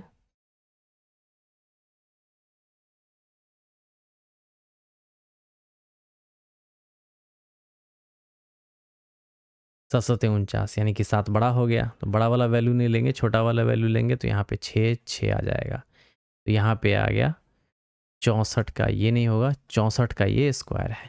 क्लियर, ये चीज़ समझ में आ गया, हमने स्क्वायर रूट निकाल लिया। अब देखिए ये आ गया 64, 64 का स्क्वायर करते हैं तो ये आ जाता है। अब आप 64 को ऐसे भी तो लिख सकते हैं, 8 का स्क्वायर, 8 का स्क्वायर बराबर 64। अब 8 के स्क्वायर को आप ऐसे भी लिख सकते हैं, 2 दूनी 4, दूनी 8, 3 दूनी 6, यानी कि 2 के पावर में क्या हो जाएगा 6, 2 दूनी 4, दूनी 8, 2 के पावर 6 के पावर में 2, तो यहाँ पे क्या आएगा 2 के पावर में 6 दूनी 12, यानी कि इसके बदले में आप डायरेक्ट ये लिख सकते हैं 2 के पावर में क्या 12।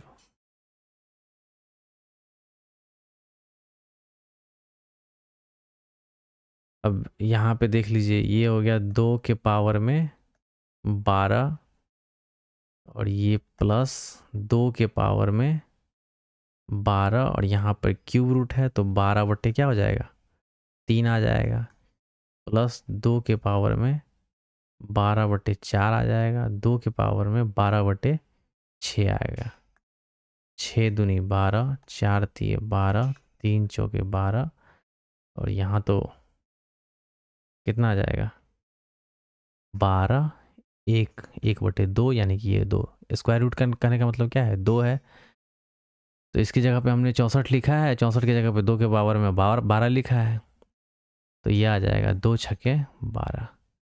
अब इसको सॉल्व करना है, 2 दूनी 4 प्लस 2 दूनी 4 दूनी क्या हो जाएगा 8, 2 दूनी 4 दूनी 8 दूनी ये हो जाएगा 16, 2 दूनी 4 दूनी 8 दूनी 16 दूनी 32 दूनी 4 दूनी 8 दूनी 16 दूनी 32 दूनी ये हो जाएगा 64। इसको कैलकुलेट कर लीजिए, 8 4 12, 12 दूना 24, 24 से 4 28, 8 4 12, 6 2 8 1 9, 92 इस क्वेश्चन का क्या हो जाएगा आंसर हो जाएगा।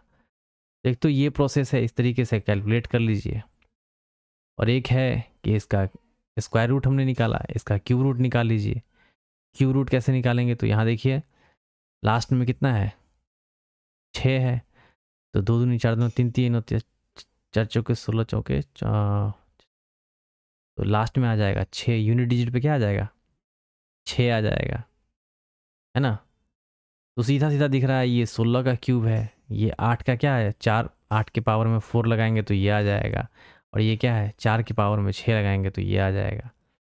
या तो ये आपको पता होना चाहिए, या कैलकुलेट कीजिए, 16 256 है ना, 16 16 256 और फिर 16 से मल्टीप्लाई करिएगा तो ये आ जाएगा। ये तो ऐसे भी निकल सकता है क्यूब रूट का मेथड से, तो लास्ट में 6 36 छक्के 216 तो 6 आ गया, और यहाँ पे आ जाएगा 1 का क्यूब, 1 एकम एकम 1, 2 दूनी 4 दूनी 8, यानी कि 1 और 2, यानी कि इसके बीच में 4 है तो बड़ा वाला नंबर नहीं लेंगे, छोटा वाला नंबर लेंगे, तो हमारा आ जाएगा 1, ये 16 का क्यूब आ गया।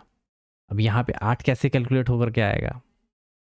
सबसे पहले स्क्वायर रूट हमने निकाला, कितना का आ रहा है, तो ये 64 का है। अब 64 का ये आ गया, तो इसको 2 बार कैलकुलेट करेंगे तो क्या आ जाएगा, 8 का स्क्वायर, है ना, 8 8 64। देखिए 8 के पावर 8 8 8 यहाँ पे 64 है, तो 64 की जगह पे आप 8 का स्क्वायर लिख सकते हैं, और 8 इस स्क्वायर को खोलेंगे तो 8 की पावर में क्या आ जाएगा, 4 आ जाएगा, तो ये 8 आ गया। अब सेम उसी तरीके से 4 चौके 16, है ना, 4 गुने 4 गुने 4 गुने 4 गुने 4 गुने 4, यानी कि 6 बार लिखेंगे, है ना। इसको कर लीजिए 2 दूनी 4, 2 का पावर में यहाँ पे इसको ऐसे भी तो लिख सकते हैं, 2 का स्क्वायर, 2 दूनी 4 और दूनी 8, यहाँ पे 3 कर दीजिए, 2 दूनी 4 दूनी 8, और यहाँ पे आ गया 2, है ना। अब यहाँ पे देखिएगा आप,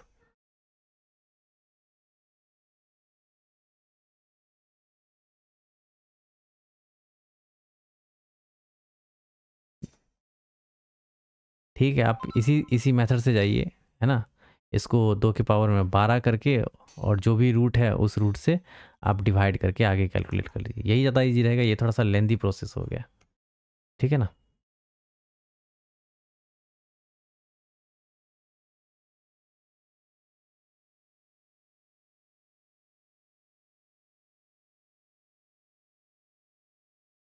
ठीक है, अगला क्वेश्चन देखते हैं।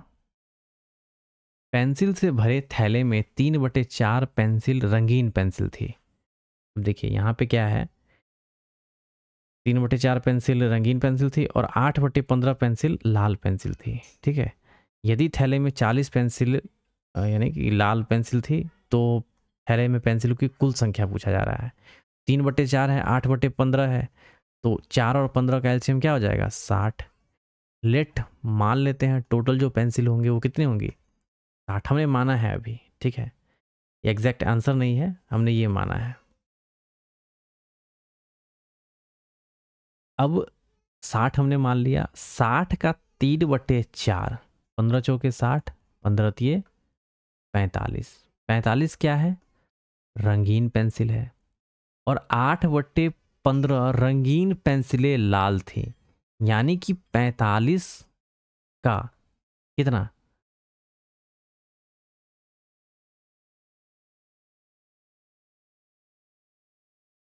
45 का 8/15 या 45, यानी कि 8 त्रिक 24 पेंसिलें जो थी, ये क्या थी, ये लाल थी। यदि थैले में 40 पेंसिलें लाल थी, है ना, ये 24 है, 24 तो ये हमारे हिसाब से आया है ना, लेकिन क्वेश्चन के हिसाब से कितना है, 40 है।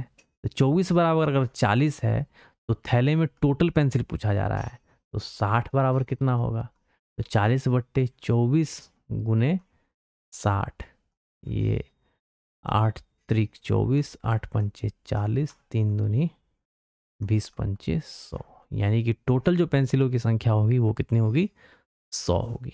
यहाँ से समझिए, टोटल हमने मान लिया 60, उसका 3/4 होगा रंगीन पेंसिल, रंगीन पेंसिल का 8/15 जो होगा वो होगा लाल, हमारे अनुसार आया 24, क्वेश्चन के अकॉर्डिंग कितना है, लाल पेंसिलों की संख्या 40, तो 24 बराबर 40, तो 60 बराबर कितना, 40/60, 24 बराबर 40, तो 60 बराबर 40/24 गुने 60, तो यहाँ से हमें निकल के आ गया टोटल पेंसिलों की संख्या। अगला प्रश्न देखते हैं। मान्यता धारा के अनुकूल एक निश्चित दूरी 2 घंटे में तय करती है, ठीक है, जबकि उसे धारा के प्रतिकूल समान दूरी तय करने में 30 मिनट अधिक समय लगते हैं। स्थिर जल में दोनों तरफ की यात्रा करने में उसे कितना समय लगेगा। तो देखिए, मान्यता धारा के अनुकूल एक निश्चित दूरी को समय बराबर क्या होता है, दूरी बटे चाल, हमें नहीं पता दूरी कितना है, हमने मान लिया d, धारा के अनुकूल तो b प्लस क्या हो जाएगा, w, और क्या है, धारा के प्रतिकूल जो है 30 मिनट अधिक लगता है, यानी कि 2.5 is equal to D upon B minus W. ये समय धारा के प्रतिकूल लग रहा है और ये धारा के अनुकूल लग रहा है। समय 30 मिनट अधिक यानी कि 2.5 घंटे, 2 घंटे पहले लग रहे थे, 30 मिनट अधिक यानी कि 2.5 घंटा लग रहा है। अब इन दोनों को कैलकुलेट करेंगे तो यहाँ से आप ऐसे लिख सकते हैं 2b plus 2w is equal to D. Same distance 2.5b minus 2.5w is equal to D, एक दूसरे से बराबर कर दीजिए। यहाँ से निकल के आ जाएगा 2b plus 2w is equal to 2.5b minus 2.5w। 2.5b ये 2b, तो क्या आ जाएगा 2 और इसको उठा के इधर ले आइए तो 4.5w is equal to 0.5b। तो यहाँ से आपका b अपॉन w क्या आ जाएगा 4.5 अपॉन 0.5, खत्म। 5×9 = 45, 9:1। 9:1, यानी कि b का जो वैल्यू आएगा 9 और w का जो वैल्यू आएगा, यानी कि ये b कहने का मतलब ये बोट है और w is equal to water है। दोनों का रेशियो आ गया 9:1। कब? स्थिर जल में, यानी कि स्टिल वाटर में इन दोनों का रेशियो आया है। तो 9:1:10 है ना। तो दूरी जो हमें निकल के आएगा वो क्या निकल के आएगा, यहाँ पे देखिए 9:1:10 है, दोनों को जोड़ेंगे यहाँ पे स्थिर जल में, तो दोनों का डिस्टेंस कितना आ गया 10। और यहाँ स्थिर जल में दोनों तरफ की यात्रा करने में, दोनों तरफ की यात्रा करेगा तो 10 दूनी 20 यूनिट। ये सब यूनिट का है ना, 9 यूनिट 1 यूनिट, दूरी बराबर हो गया 20 यूनिट। अब दोनों तरफ की यात्रा करने में समय कितना लगता है, तो समय लगेगा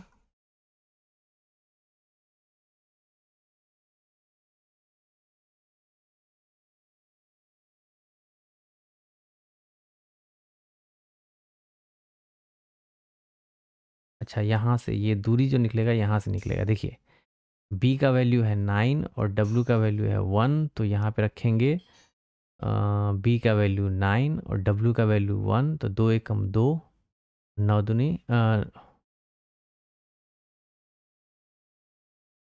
18। ये यहाँ से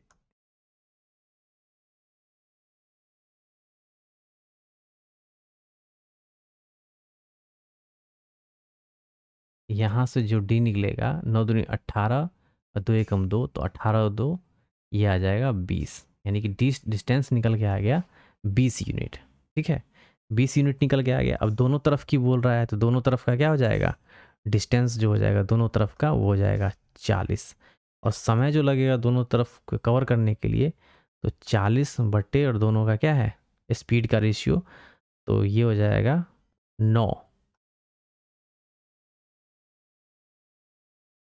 समय बराबर दूरी बटे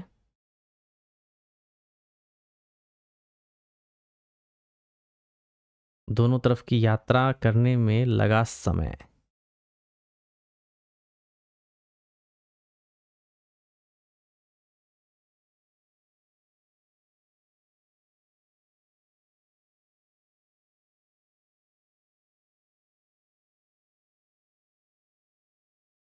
नौ से इसे डिवाइड कीजिए तो 9 चौक 36, 4/9, 4 घंटे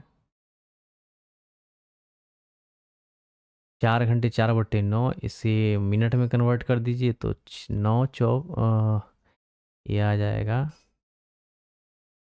3 तिये 9 और 3 दूनी 6, यानी कि 20 चौक 80/3, 3 दूनी 6, 2 3 छक 18, यानी कि 4 घंटा 26 मिनट और 2 बटे क्या आ जाएगा 3, इसको 60 से मल्टीप्लाई कीजिएगा तो सेकंड, 3 दूना 6, यानी कि ये हो जाएगा 4 घंटे और ये हो जाएगा 26 मिनट, 20 दूनी 40, सेकेंड, 4 घंटा 26 मिनट 40 सेकेंड।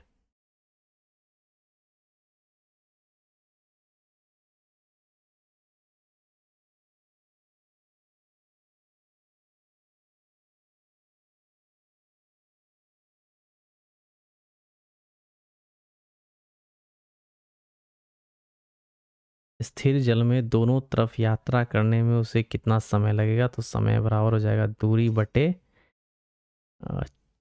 चाल।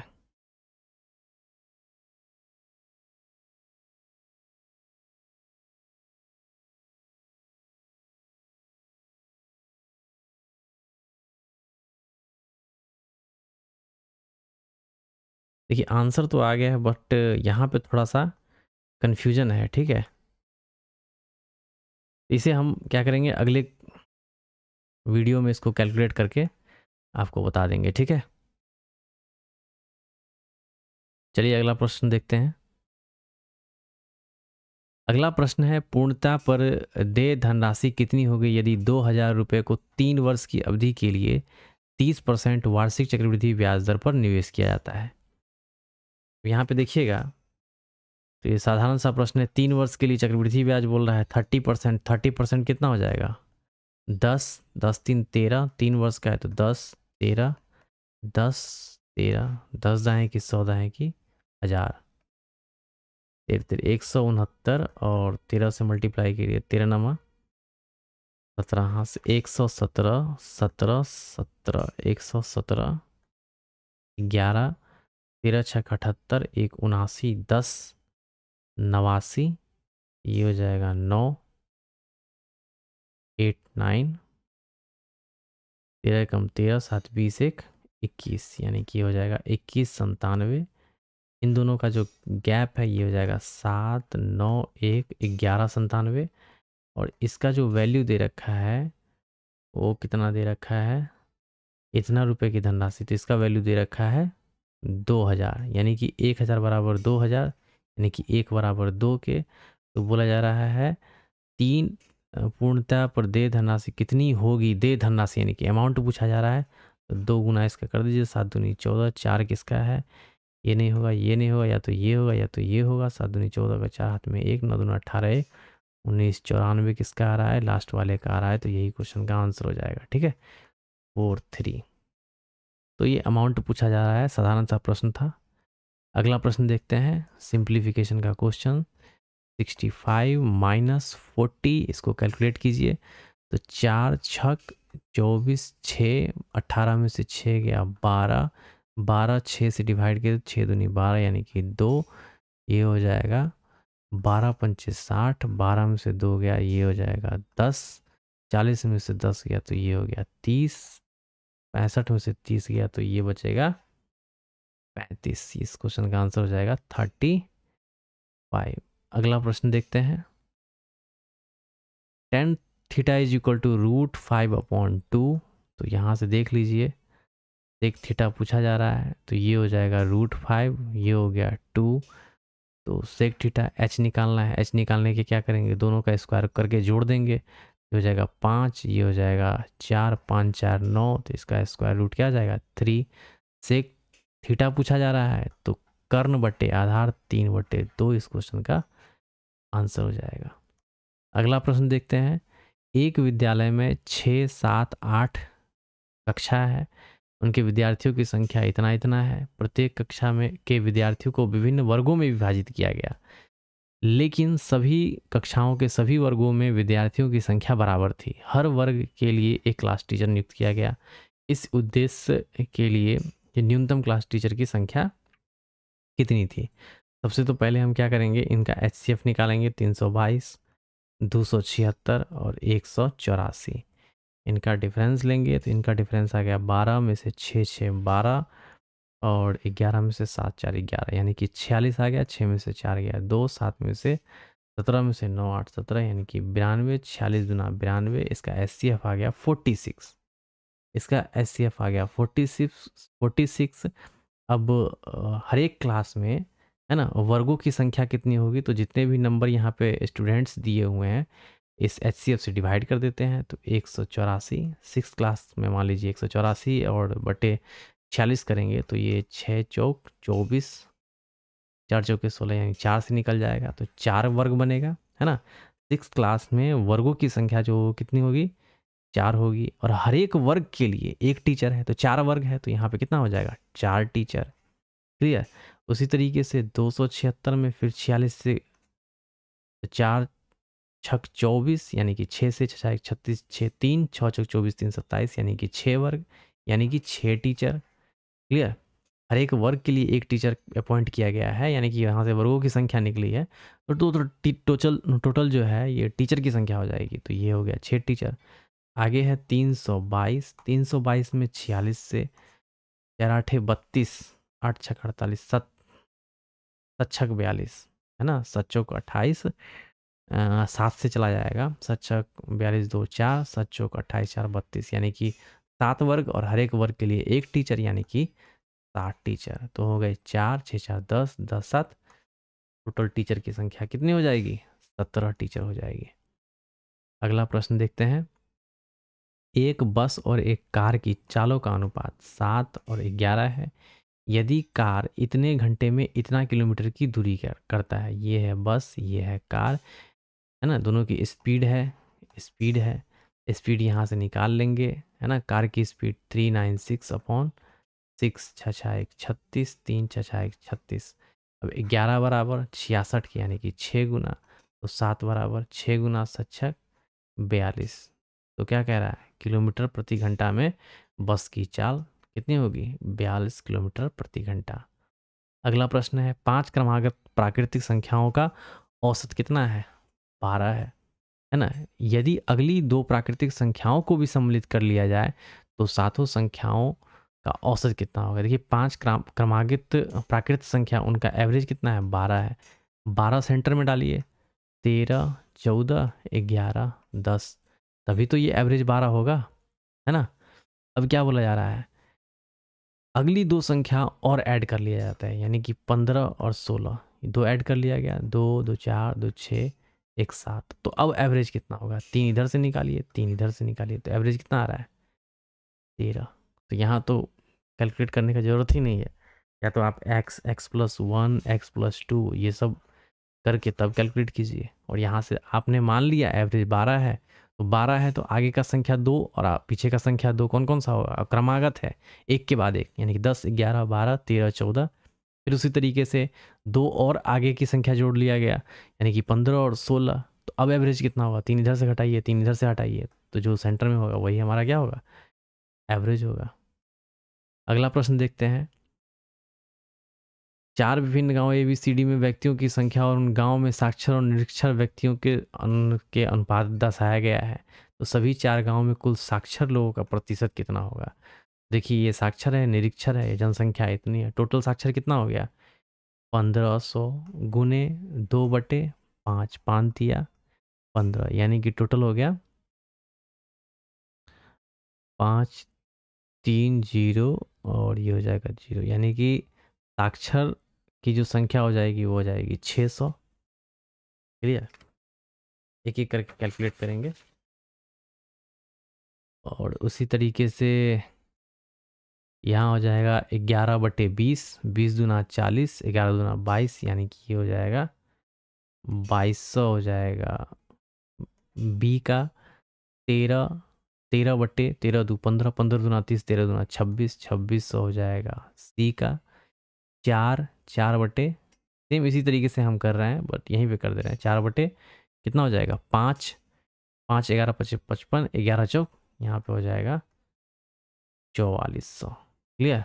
0 0 6 2 8 6 14 14 4 18 का 8 हाथ में 1 2 2 4 4 8 1 9। तो साक्षर